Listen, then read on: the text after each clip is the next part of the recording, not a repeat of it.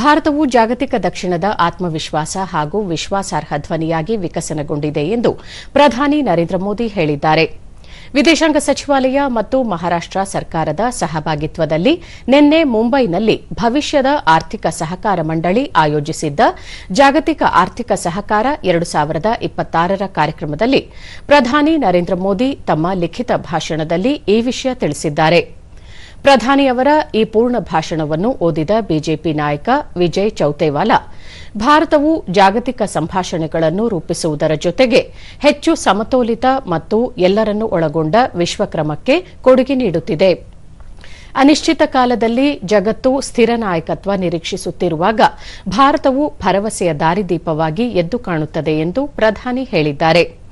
ಹೆಚ್ಚಿನ ಬೆಳವಣಿಗೆ ಮತ್ತು ಹಣದುಬ್ಬರ ಅಪರೂಪದ ಸಮತೋಲನ ಉಳಿಸಿಕೊಂಡಿದ್ದರೂ ಸಹ ಹಂಚಿಕೆಯ ಜಾಗತಿಕ ಸವಾಲುಗಳಿಗೆ ದೇಶವು ಪ್ರಾಯೋಗಿಕ ಪರಿಹಾರಗಳನ್ನು ನೀಡುತ್ತಿದೆ ಎಂದು ಹೇಳಿರುವ ಪ್ರಧಾನಿ, ಭಾರತವು ವಿಶ್ವ ದರ್ಜೆಯ ಡಿಜಿಟಲ್ ಸಾರ್ವಜನಿಕ ಮೂಲಸೌಕರ್ಯವನ್ನು ಹೊಂದಿದೆ.